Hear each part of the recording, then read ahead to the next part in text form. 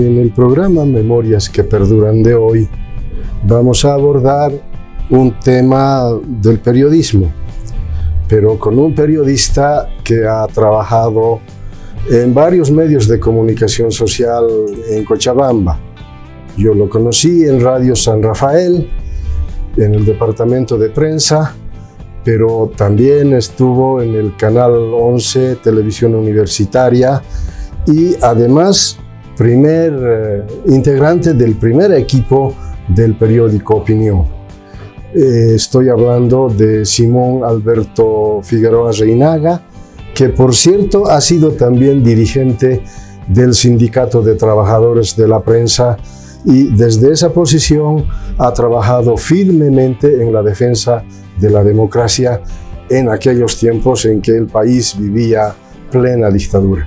Simón Alberto, un gusto tenerte en el programa Memorias que Perduran, y tu saludo inicial a quienes ven el programa Memorias que Perduran por Facebook, pero también por Radio Online HB.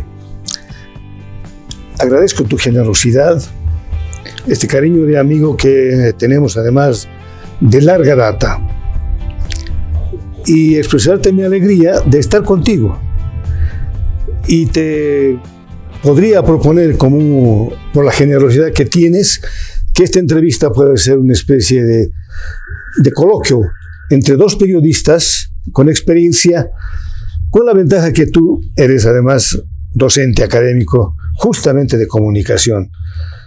Y para mí va a ser muy interesante conversar contigo para que tus ideas y mis ideas sea un aporte al conocimiento. De acuerdo. Inicialmente, ¿quién es Simón Alberto Figueroa? Bueno, viene de una familia de nómada, diría yo. He hecho mi escuela en Oruro, he terminado mi colegio en Yayagua, he hecho parte de la universidad también en la UTO. Y, mira, estando en el colegio 1 de mayo nocturno, un grupo de trabajadores en ese tiempo, Yayagua, 1 de mayo. Hicimos el primer periódico colegial que se llamaba Rebelión, y fuimos expulsados incluso por nuestra actitud. Bueno, pero creo que fue ahí donde comencé el primer párrafo de cómo se redacta una noticia. Después, ya más adelante, logramos trabajar en el primer semanario que se llamaba Bolivia Libre, que se editaba en Oruro para los centros mineros. Entonces yo había logrado ya estudiar periodismo en la Escuela Latinoamericana de Periodismo de Argentina. Bueno, por correspondencia. Sí, exacto. Porque antes, te estoy hablando hace 50 años, no había carreras de comunicación. No, para nada, ni la católica. Y el que tenía plata tenía que ir necesariamente afuera a estudiar periodismo. Y regresaron muy pocos que en Bolivia, que todavía de ese tiempo quedó. Entonces esa generación de periodistas ha logrado titularse con el plan que ha hecho el Estado Nacional a través de tesis y demás. Bueno, mi persona creo que ha logrado desde entonces, mira, el 69 yo era el primer jefe de prensa en Radio Yayagua, de la radio que dependía de la alcaldía municipal. De ahí vino el golpe. El golpe no me permitió más avanzar, estuve prácticamente ausente de todo, y me vine por este lado, Cochabamba. Y con un buen, ¿cómo te puedo decir? A ver, con los brazos abiertos bien recibido en Cochabamba. Y comencé a trabajar en Radio San Rafael, donde te conocí posteriormente, y casi simultáneamente trabajaba en el departamento de prensa de otra radioemisora, con Julio Beizaga, a Jaime de Mare, en fin, Litoral, que era el propietario de la familia Orgaz. La Radio Litoral. Bueno, este principio, Tino, ha sido útil para afianzar aquellas ideas del pasado, porque haber trabajado en las minas, ¿no?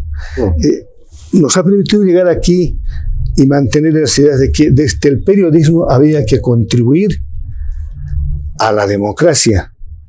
Y yo comencé a trabajar en San Rafael cuando ya estuvimos viviendo en la dictadura militar del general Hugo Banzer Suárez. La década del 70, ¿verdad? Así es, el septenio que duró hasta el 78. Y nosotros desde ese puesto del deber, ¿qué hemos hecho? Carlos Pereira, que acaba de fallecer, Mirta Fernández La Serna, Jaime de Mare y muchos otros de los lugares que trabajaban, ayudaron a organizar la Asamblea Permanente de los Derechos Humanos, y sus reuniones eran clandestinas allá en el sur, en la parroquia Loreto.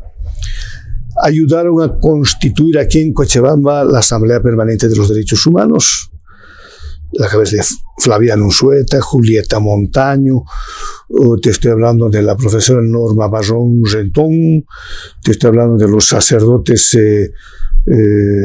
Gregorio Iriarte, Julio Tumil, Pastor Montero, Gustavo Loza, el pastor metodista. Te estoy hablando de Gerardo Müller, unos extranjeros, Gerardo Müller, austriaco, y Eduardo Fogarty, que eran párrocos de Loreto, que ayudaron a preparar incluso desde Cochabamba la famosa e histórica huelga de hambre de las mujeres mineras.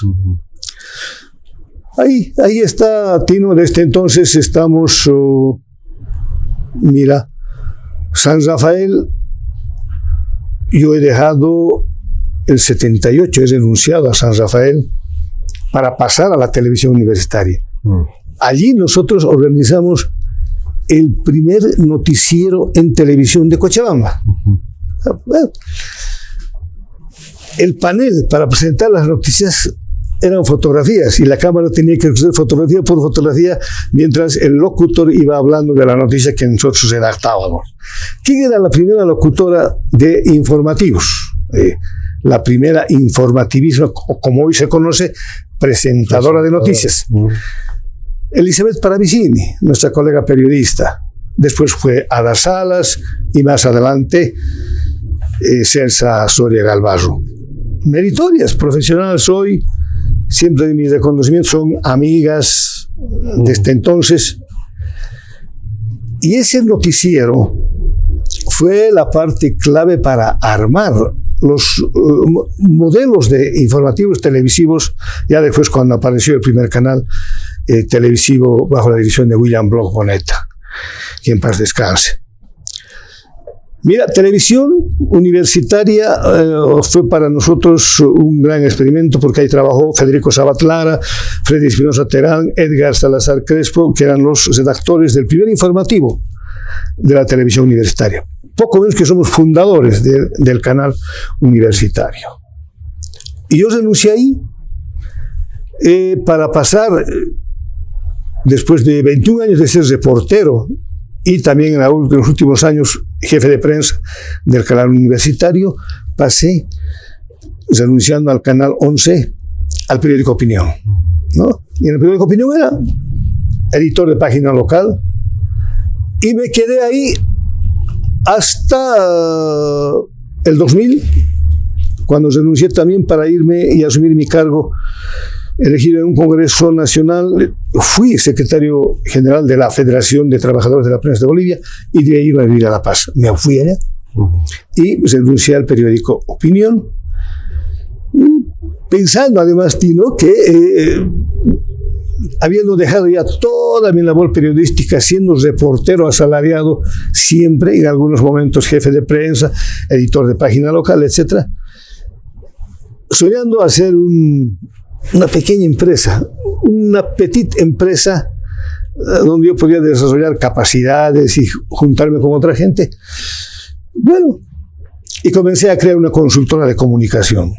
Después ya de dejar todo el periodismo que tú, en estos lugares donde me conoces estuve, y punto, llegamos con la consultora a crear una revista de investigación que se llama Temas Cochabamba, de la cual con legítimo orgullo puedo decir yo, nos acompañas vos en el consejo editorial. Es una revista que va a cumplir 9 años y estoy como editor general en la revista, que es mi pasión, Tino. Es algo que es como una criatura, como un hijo, que lo hicimos nacer, lo hicimos crecer. está corriendo ya ahora la revista con sus propios pies, y seguramente nosotros vamos a abrirnos a las nuevas generaciones, porque como tú sabes muy bien, y yo también conozco, el periodismo boliviano es de mucha altura, es contestatario, el periodismo es revolucionario en Bolivia, y ese tipo de conducta no debería cambiar. Me gustaría, Simón Alberto, hacer una revisión primero de San Rafael. ¿Qué características tenía este medio en aquel tiempo en el que tú estabas precisamente en el departamento de prensa? Mira, es la radio pionera que se ha abierto al público con un programa en la mañana, ya no recuerdo el nombre, Raúl Guzmán y Mario Godoy manejaban, ¿no? No sé si tú me ayudas a recordar el nombre del programa. Era en la mañana, de 7 a 9 de la mañana, ¿no? Y ahí venía Palmira Mérida, que venía con el mercado de las pulgas. Esa radio, con Elizabeth Hort, después con programas para niños, y luego entró la generación de profesores especializados en comunicación. En ese grupo creo que tú ya entraste, que los evolucionaron a la radio para que la radio llegue a las comunidades. Comencemos a aceptar el quechua en la radiocomunicación. Entonces San Rafael ha sido hasta el tiempo quizás en que tú y yo hemos estado allá, una señora radio, con una orientación correcta, porque venía de la doctrina social de la Iglesia Católica. Entonces, esa generación de profesores formados en la especialidad, además de radiocomunicación, fueron muchos. Y seguramente tú has dejado también una buena escuela ahí, ¿no? Y creo que San Rafael en las noticias siempre ha buscado ser un equilibrio. Mira, te cuento una anécdota. En el golpe de Estado de Luis García Meza Tejada, yo siendo reportero, a mí me detuvieron en el patio de la prefectura. Me llevaron a la 7ª división, porque había una denuncia grave relacionada con que nosotros habíamos inflado noticias sobre la masacre del Valle Alto. Bueno, después salí.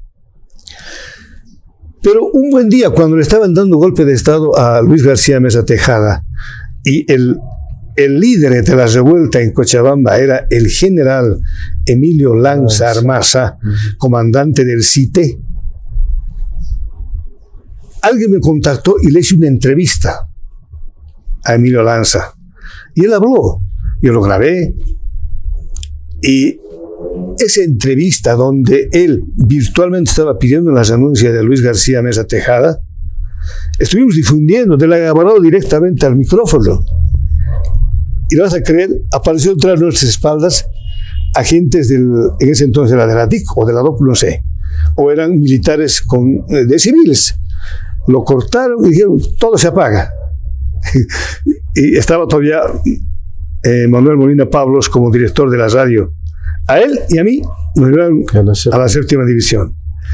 ¿Y qué pasó en la 7ª? No, felizmente aclaramos y secuestraron la grabadora, secuestraron todo, dijeron, y regía ya la famosa censura militar, ¿no? Porque nos recordaron ellos de que había que pasar previamente por un censor todas las noticias que había que difundir. Y esa experiencia tú conoces, tan ingrata en ese tiempo para la mayoría de los periodistas bolivianos, que nos vimos en algunos casos obligados a trabajar en cadena. Aquí en Cochabamba, por ejemplo, se lanzaba la cadena informativa desde la radio Cochabamba al mediodía, a la 1 de la tarde, y tomaban cadena todas las otras radios del noticiero. Y los textos que redactaban, en las que yo también estaba ahí, pasaba al censor militar. Él decía, esto va, esto no va, esto va, esto no va. Y ni modo, no podías reclamar. Tú cumplías tu deber escribiendo y el censor decía si iba o no iba. Entonces son los tiempos, Tino, que hemos vivido y felizmente hoy gozamos de más libertad en ese campo, aunque con algunas restricciones, ¿no? ¿Y el canal 11? El 11 es una historia muy bonita, ¿no? Tú sabes que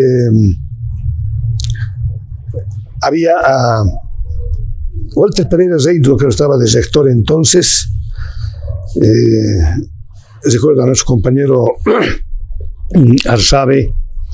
Había otro más que vino de Grover Arsabe, sí. Venía otro, vino de La Paz, un buen técnico en cámaras, en televisión. Ahorita no recuerdo el nombre.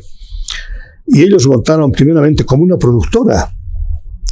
Y mira esta parte de la historia, oye, el canal 11, que en este momento está emplazado ahí en la 25 de mayo, tú te vas a fijar, tiene en todo su frontis una especie de pantalla.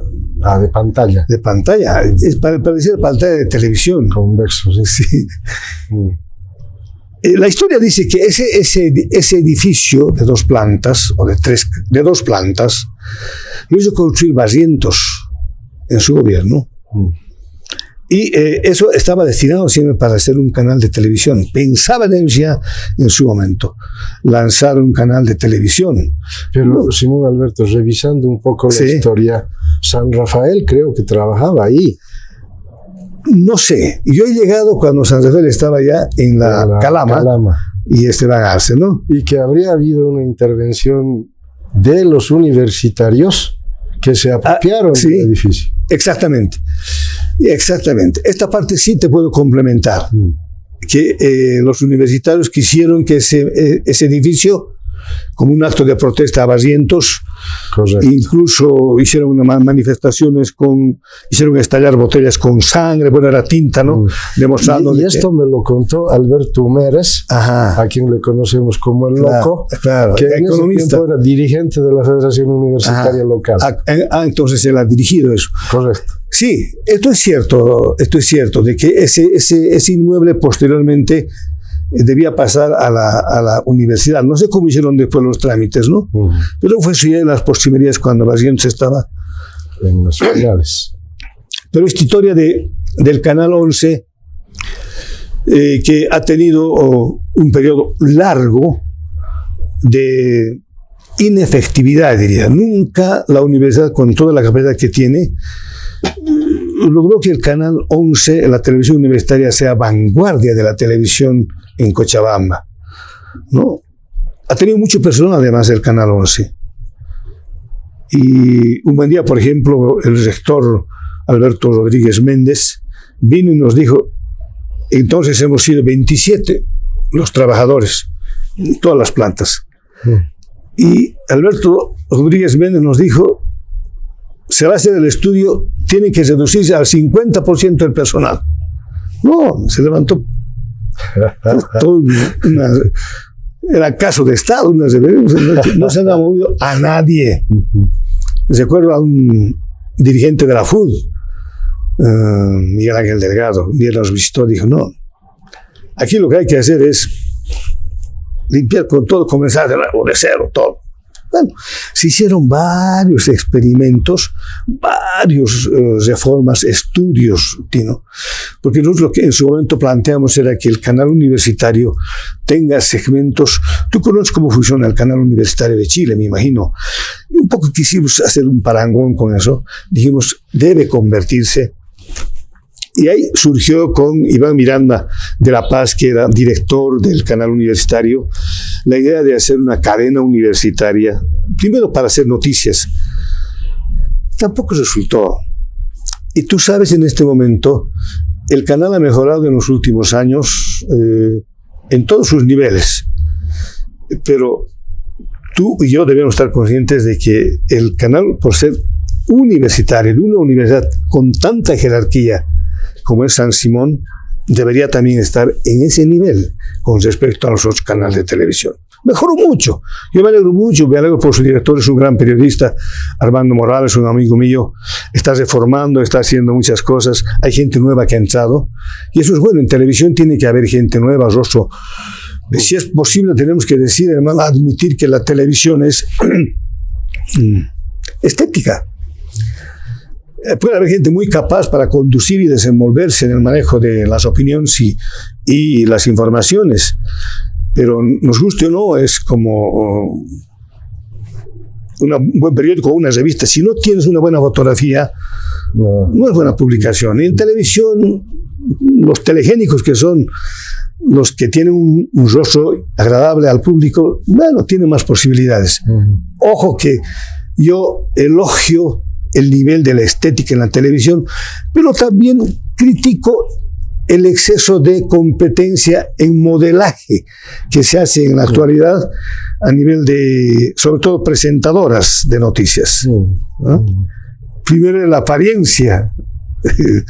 Entonces hay muchas cosas que es bueno hacer una crítica constructiva, muy positiva además, para que tengamos medios de comunicación que sean, primero, más creíbles a la opinión pública, y segundo, medios de comunicación que gusten y que la ciudadanía se empodere del medio de comunicación, que no la vea al medio de comunicación como su enemigo, que te lanza noticias, digamos, un 30% noticias de crónica roja, donde ves imágenes que te chocan a la vista, te laceran el sentimiento. Y cuando el periodista entiende en su labor informativa que está informando para un público heterogéneo, debe entender que en ese público heterogéneo hay adultos, hay niños, hay jóvenes, hay mujeres, de todos los gustos. Entonces hay que tener mucho cuidado en enfocar nuestras noticias con la mayor responsabilidad. Yo te hablo un poco esto de la experiencia que en la revista hemos tratado de generar. Tú debes recordar que el artículo primero del Estatuto Orgánico del Periodista Boliviano, aprobado en 1984, dice que el periodismo es un servicio público, el periodista es un poseedor del atributo público, de la fe pública. Es decir, nosotros como periodistas, ¿a quiénes nos debemos? Nos debemos a ese público, porque la fe para mí significa que ese público tiene confianza en nosotros y no se puede defraudar esa fe, esa confianza. Entonces el periodista tiene que hacer su trabajo regido por su código de ética. Y hay varias normas que están en vigencia, y felizmente la lucha de los periodistas, las manifestaciones en las calles, han evitado que se desconozca la ley de imprenta de 1925, y han obligado, a base de varias negociaciones con el gobierno actual, a establecer la autorregulación, que está muy bien. Es decir, nos permite a los trabajadores de la información, yo prefiero llamarme así, a los periodistas, estar regidos por nuestro código de ética, por el estatuto orgánico del periodista y por la legislación de la autorregulación. Y esto es lo que simplemente todos debemos cumplirla. Ahí está. Tu paso de la radio a la televisión, luego de la televisión a un medio impreso, ¿qué ha implicado? Bueno, yo era en televisión 21 años reportero, 2 años jefe de prensa, en el tiempo en que estaba nuestro querido rector el Picucho, ¿cierto? Jorge Triguandia. Es la memoria, está en Cochabamba, una gran personalidad. Y después de los 21 años, yo ya trabajaba en el periódico Opinión, porque de semanario lo convertimos en diario por el aporte y el financiamiento de Cobose. Su director, el abogado, nuestro gran amigo, mira, Un periodista le acompañaba, Federico Sabat Lara. El director, Edwin Tapia Frontanilla, abogado de profesión, pero muy estudioso de la comunicación, prácticamente ha estado la mayoría del tiempo como director. Él un día me dice, ¿hasta cuándo vos vas a ser reportero? Vas a morir como reportero en la televisión. Tú eres editor de página local, escribes bien. Entonces, yo te invito a que te quedes en el periódico y renuncies a la televisión. Yo digo, ¿por qué no? Y en cuanto a la diferencia de sueldo, bueno, era opinión un poco más, pero no era ese el asunto. ¿Cuál era el factor, mi querido Tino? Antes, si tú recuerdas, los periodistas podían trabajar en cualquier cosa, o trabajar también en radio o en televisión de día, irse al periódico a las 6 de la tarde, y su trabajo terminaba a las 11, 12 de la noche. Siempre el periodismo era noctámbulo. Y el periodismo noctámbulo era además bohemio, porque a las 10 de la noche tenías que irte, para darte fuerza, a tomarte un pequeño trago cerca de donde trabajabas y volver a la redacción y terminar tu trabajo en medio de la alegría. Vinieron los consultores españoles, junto con argentinos, hicieron una reforma del trabajo periodístico en todo el país. Comenzaron con La Razón en La Paz, El Deber en Santa Cruz, y En Opinión, que fue la tercera experiencia, ellos dijeron, la noticia no se genera, la buena noticia no es casual, no se genera a cualquier hora. La noticia hay que prepararla, la noticia hay que estudiarla y la noticia hay que hacerle seguimiento. Entonces, ahora los periodistas ya no van a entrar a las 6 de la tarde, van a entrar al periódico a las 8 de la mañana. Entonces, se te rompe totalmente todo el esquema y dices, ¿qué hago? ¿Me quedo o no me quedo? ¿No? Eso es lo que más influyó, y yo escogí por opinión. Renuncié a televisión, incluso recuerdo que el rector, mi gran amigo Alberto Rodríguez Méndez, me dijo, yo no voy a firmar tu renuncia. ¿No? Dije, no, tienes que ser gigante. Insistí y, bueno, al final de cuentas renuncié y la universidad aceptó. Perdí, obviamente, al renunciar hasta mi derecho al seguro universitario. Me fui a Opinión, ya para trabajar a tiempo completo. Y de Opinión, como te dije hace rato, renuncié para irme a la Federación. Y después de la Federación... ¿Qué satisfacciones te ha traído de estar en Opinión? Muchísimas. Mira, el hecho de ser un redactor y después compartir con gente joven que eran los redactores, y después vos, editor de página local, ayudarles a ser cada vez mejores periodistas y convencidos de que Opinión era una alternativa como órgano de información y comunicación frente al capital privado que hasta ese momento siempre ha prevalecido con el control de medios. Dijimos, Opinión es un medio alternativo y es un medio que debe estar lejos de la influencia del lucro. Pero tú sabes muy bien de que todo medio de comunicación necesariamente tiene que vivir de la publicidad. Y la publicidad siempre ha sido muy difícil de gestionar. Hay que ser muy competitivo un medio de comunicación para que también la publicidad llegue. No es como hoy. Hoy la publicidad fluye a quien es inclinado a determinada tendencia. Entonces, Opinión para mí ha sido una gran escuela. Han pasado por ahí grandes periodistas, se han jubilado allá. ¿Y por qué tuvo más valor Opinión, mi querido Tino? Porque fue una alianza con los gráficos. En toda la primera etapa de Opinión, la alianza era gráficos periodistas. y tenía más peso en la cooperativa el sindicato de gráficos, ¿no? Con el tiempo se organizaron en comité sindical de periodistas. Hoy hay una buena simbiosis. Hoy Opinión, yo me saco el sombrero, está manejada por gente joven y creo que tiene buen futuro. Opinión para mí ha sido el último paso como asalariado del periodismo escrito. He pasado por el periodismo radial, televisivo y escrito.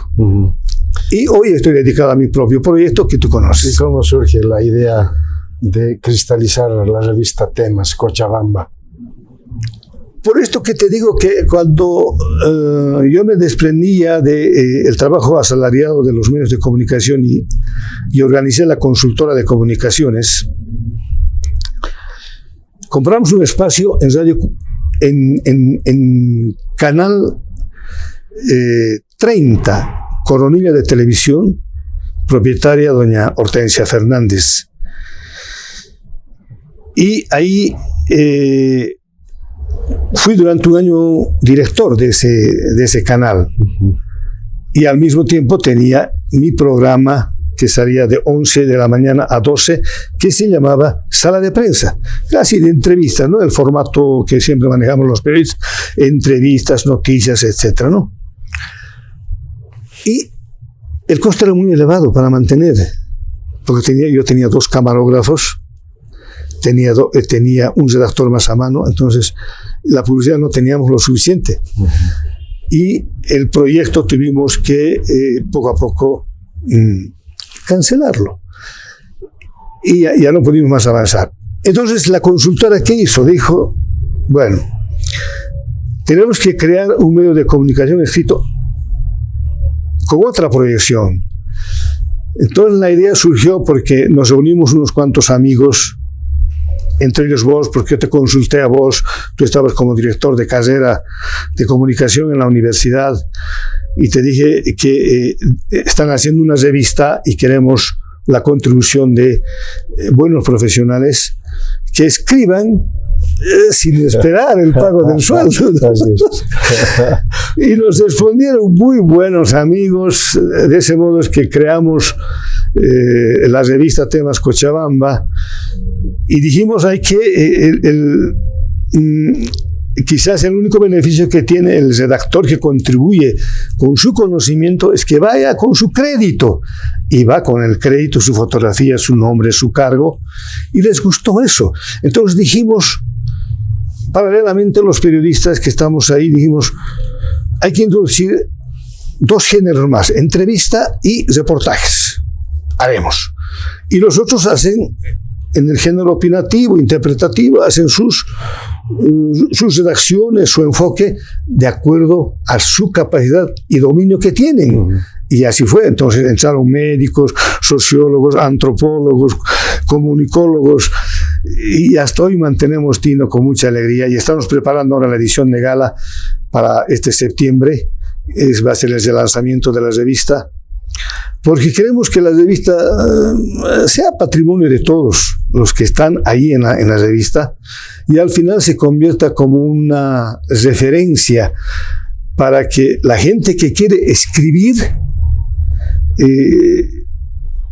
a base de una pequeña investigación tenga su lugar en la revista.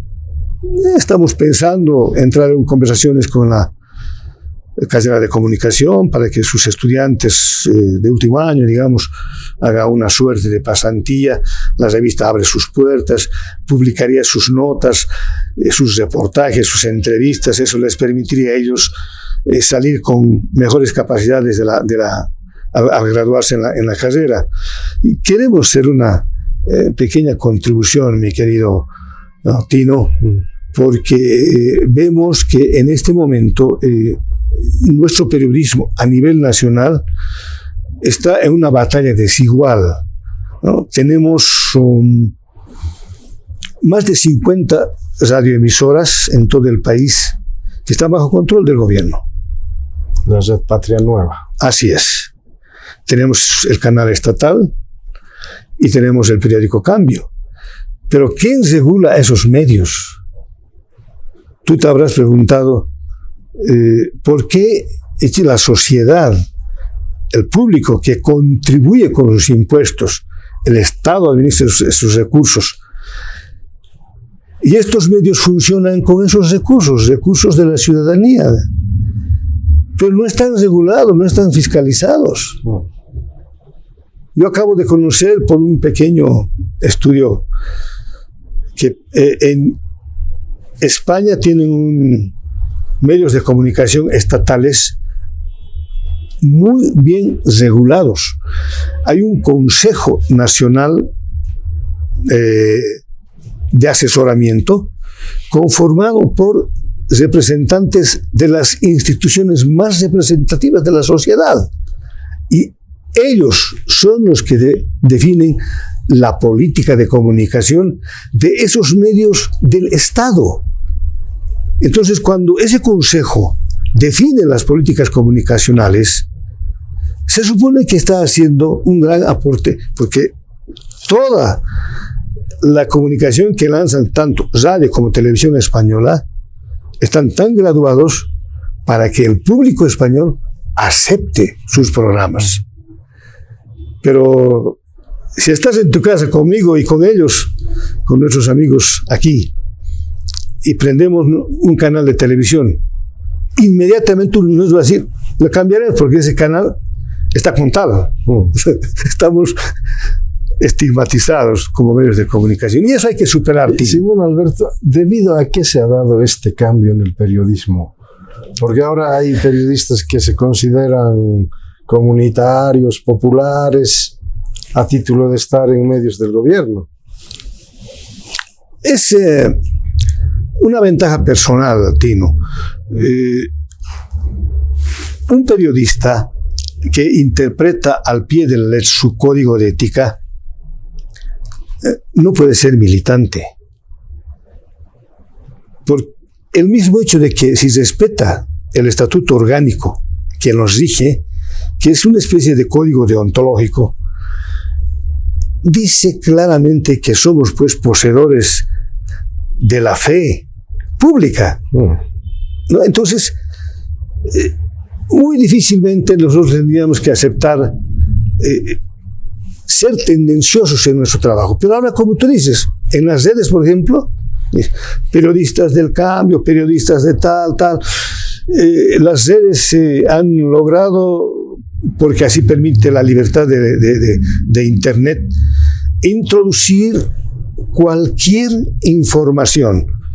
Y hoy, en este momento, no sabemos, tú y yo, por ejemplo, que conocemos el manejo de la información, podemos fácilmente ser sorprendidos con esto que se llama el fake news, ¿no? La noticia falsa. Una noticia bien construida, con todos los géneros, te llega a ti y parece cierta, pero en el fondo había sido preparado exclusivamente para convencerte de que otra es la realidad.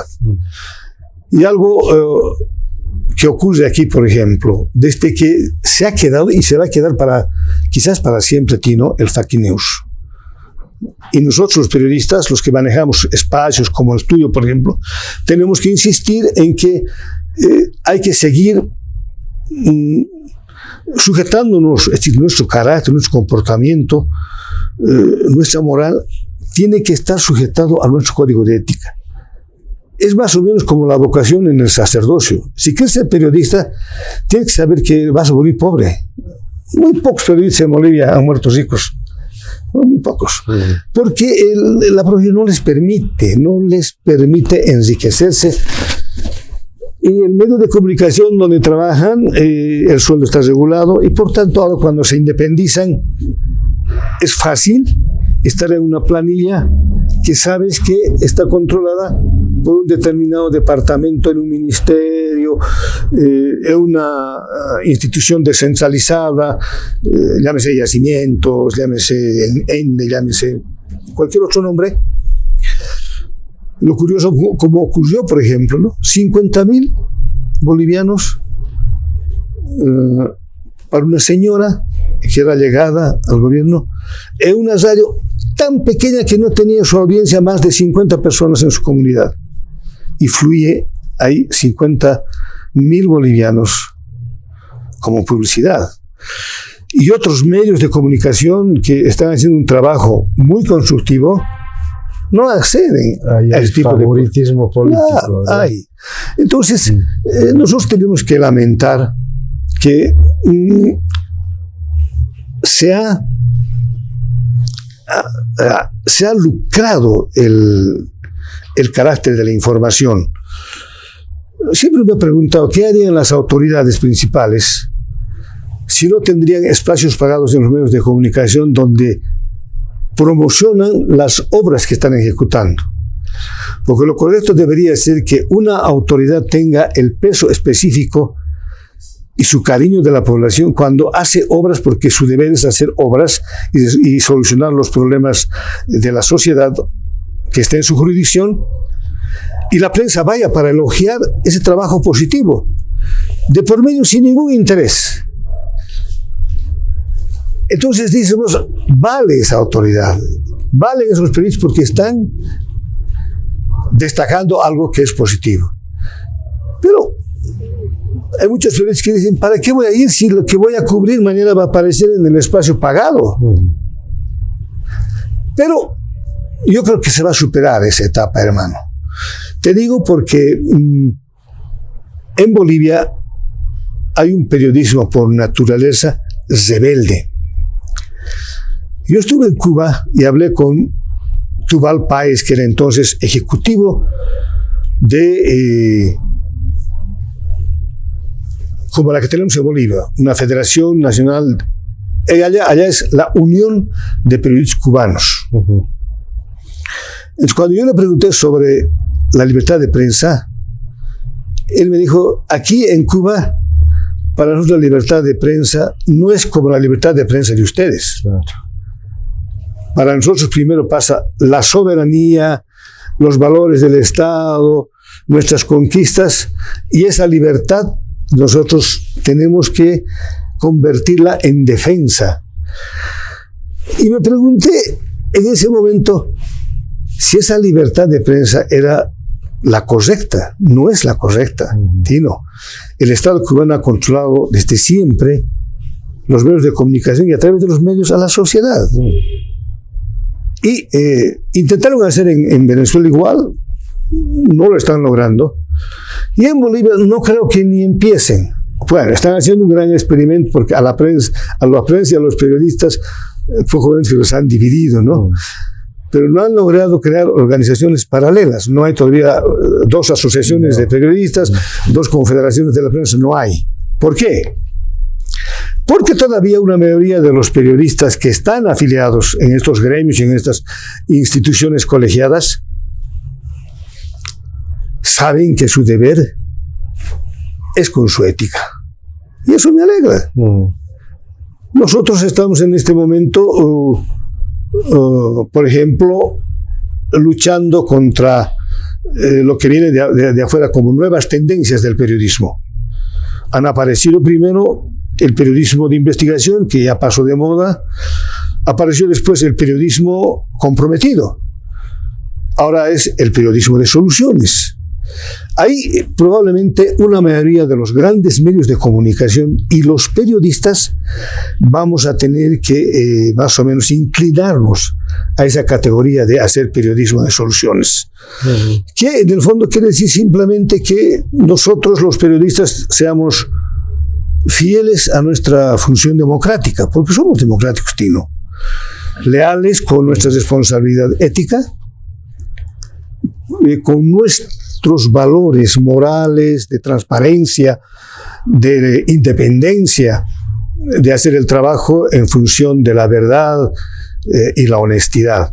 Y esto que te digo más o menos casi con cierta precisión, no corresponde a mi pensamiento, corresponde a un gran periodista colombiano, Mario Morales, es columnista del Espectador y además es asesor de la Fundación para el Nuevo Periodismo Iberoamericano, Gabriel García Márquez, que funciona en Medellín, Colombia.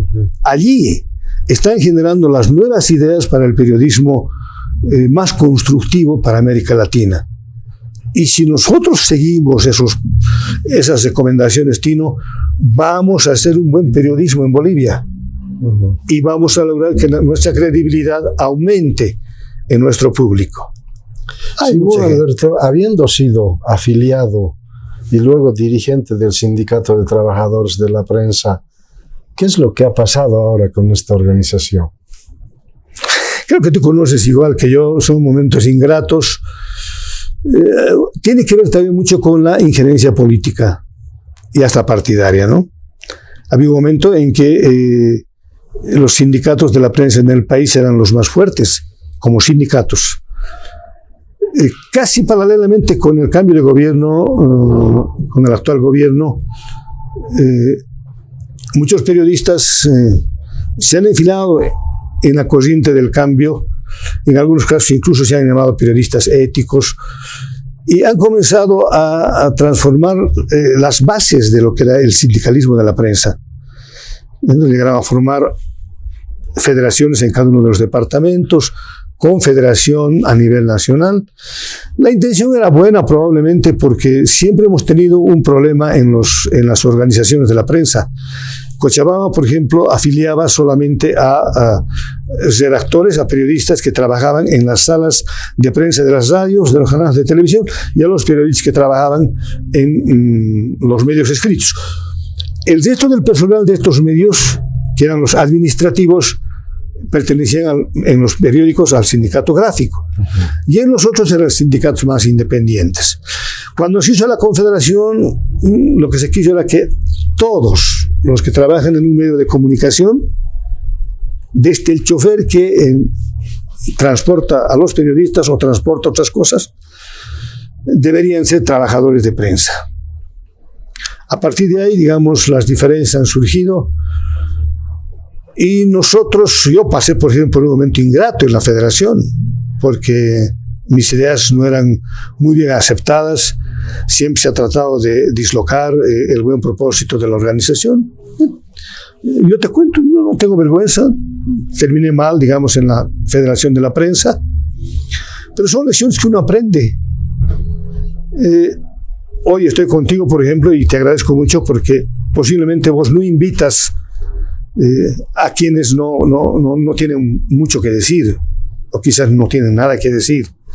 Yo te hablo con la honestidad, con la verdad, y así como en momentos difíciles a mí me dolió mucho lo que pasaba con el periodismo, pero también tenía la firme convicción de que este periodismo, que es y fue siempre de trinchera en cualquiera de los medios, es un periodismo revolucionario, pero no al estilo del revolucionarismo encajonado, sino un revolucionarismo libre, libertario, independiente. Es un periodismo que diga la verdad aunque duela a su propio familiar o a su mejor amigo. Ahí radica la ética del periodista. Por eso yo recomiendo a quienes quieren ser periodistas que lo piensen, porque es una tarea evidentemente muy comprometida con valores morales.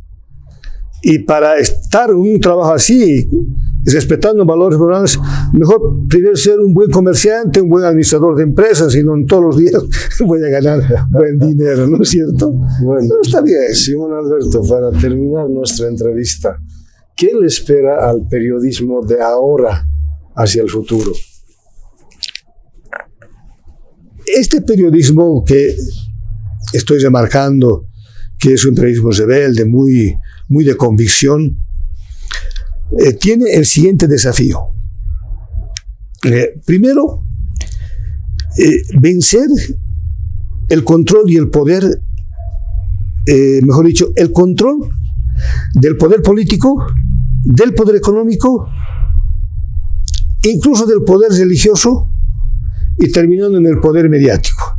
Porque el poder mediático en este momento puede convertirse incluso en algún momento en primer poder. Es decir, un poder mediático que te controla televisión, radio, periódicos, etc., y te presenta una buena investigación sobre un alto funcionario, digamos, con pruebas, pero fehacientes, pruebas incontrastables, que nadie puede refutar esa información que se va a publicar, derrumba al funcionario público. Y en ese momento es primer poder. Y ese poder mediático, obviamente, en este momento, está pues muy ligado al poder político. Y no puedes distinguir cuál es quién. Es decir, no se puede. La única confianza que queda es en el periodista, que debe cumplir su trabajo con ética. Hace 50 años, risueñamente y con ironía, nosotros decíamos, en el tiempo de Banzer, en los congresos de la prensa, decíamos, en Bolivia todos los periodistas son de izquierda y los propietarios de medios de comunicación son de derecha. De derecha. Una polarización. Hoy no sabes quién es de izquierda, quién es de derecha, quién no recibe prebendas, no sabes. Entonces, aquí manda tu conciencia. Y tu conciencia para ver a la gente de frente y para decir además que tu trabajo tiene valor, es que tú estás trabajando de acuerdo a tu código de ética, a tus valores deontológicos. Y esto yo creo que debemos remarcar permanentemente en este desafío hacia el futuro de una prensa más creíble. Tenemos que seguir siendo cada vez más creíbles. Si la prensa se derrumba, yo te aseguro que se derrumba la democracia. Uh-huh. ¿No? Y aquí, en este desafío también tiene que ser una lucha frontal contra el famoso fake news. Si tú te das cuenta, Tino, en este momento nos hemos acostumbrado.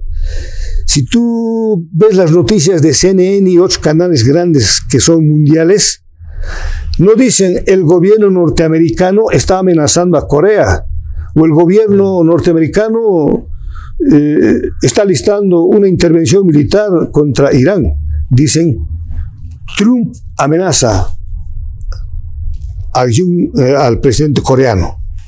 Trump dice que mañana invadirá Irán. No dicen Estados Unidos, es Trump.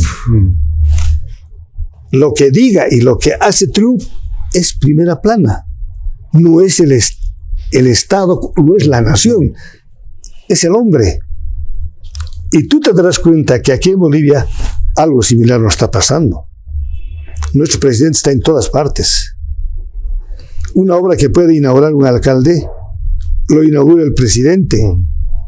Entonces el presidente muestra que es el poder del Estado, y el Estado es el poder. Entonces, una y otra, el poder en manos de quien está y cómo está el poder.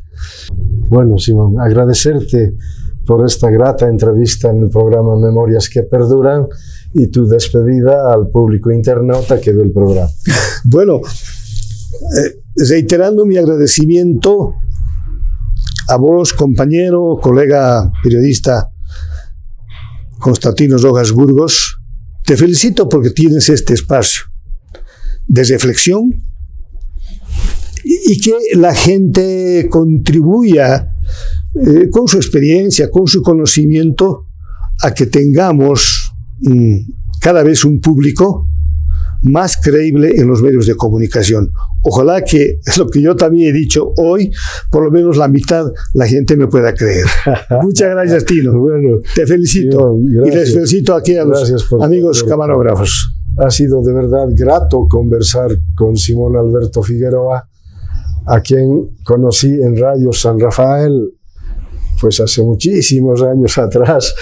He seguido de cerca el trabajo que ha ido desarrollando en la radio, en la televisión, en el Canal 11, pero también en el periódico Opinión, y luego el periodismo nos ha juntado en la revista Temas Cochabamba, del cual yo soy parte del consejo editorial, pero también soy el redactor.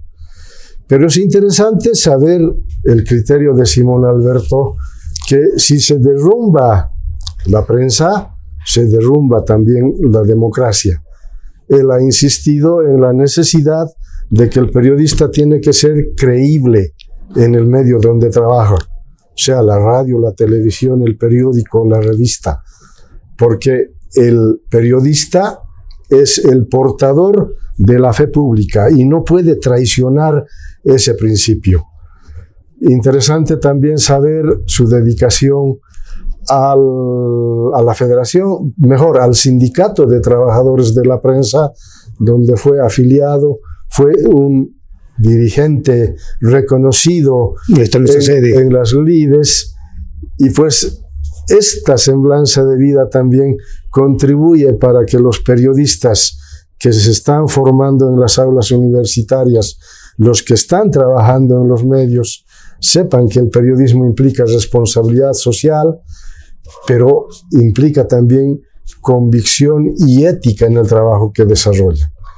Si vamos por esos principios, el periodismo también seguirá siendo rebelde, contestatario y comprometido con el pueblo.